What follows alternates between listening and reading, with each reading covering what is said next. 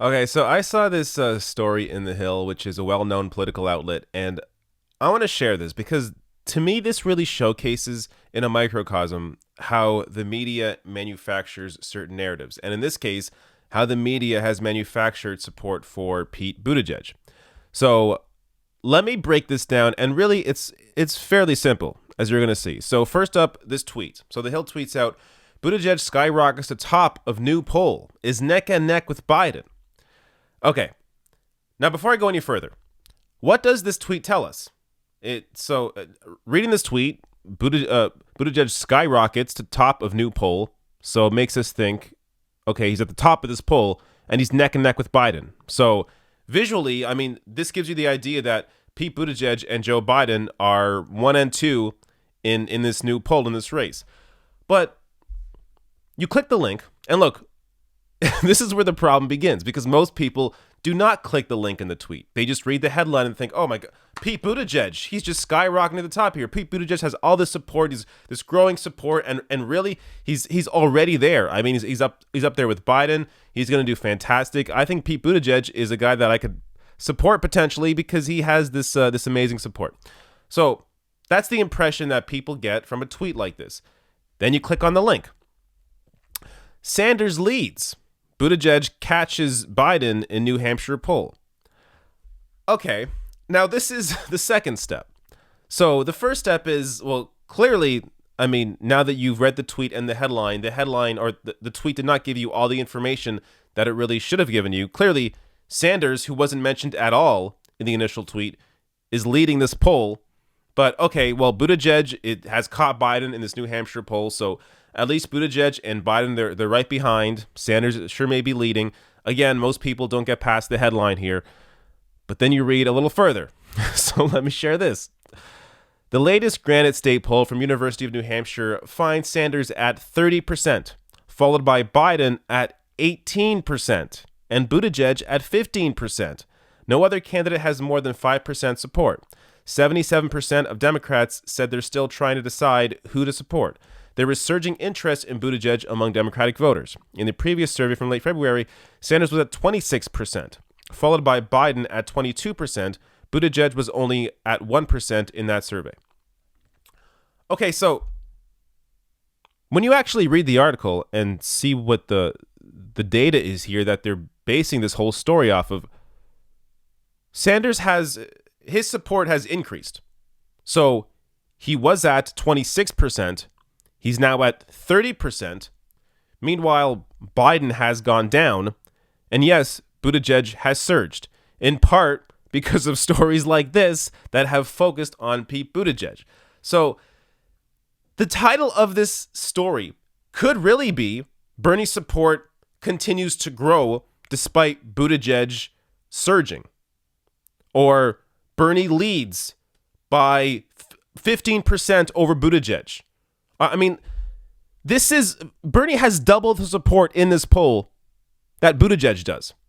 Yet the initial tweet makes it out like Buttigieg is at the top of this list with Biden. And no Sanders at all is mentioned until you get to the actual headline.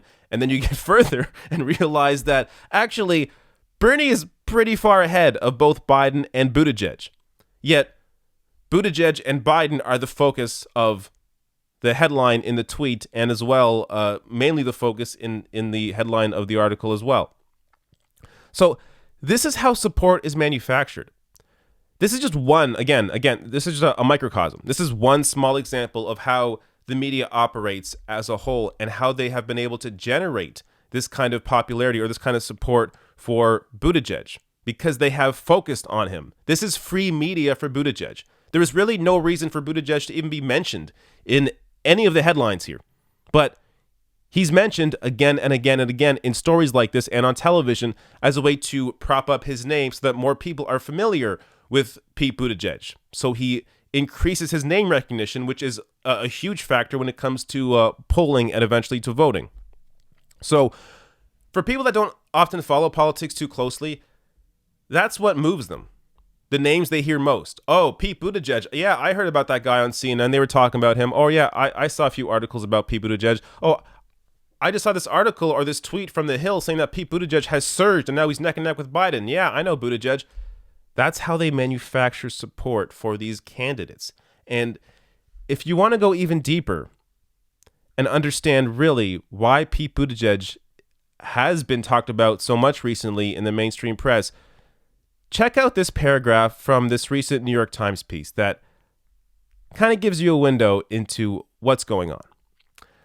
The matter of what to do about Bernie and the larger imperative of party unity has, for example, hovered over a series of previously undisclosed Democratic dinners in New York and Washington, organized by the longtime party financier Bernard Schwartz.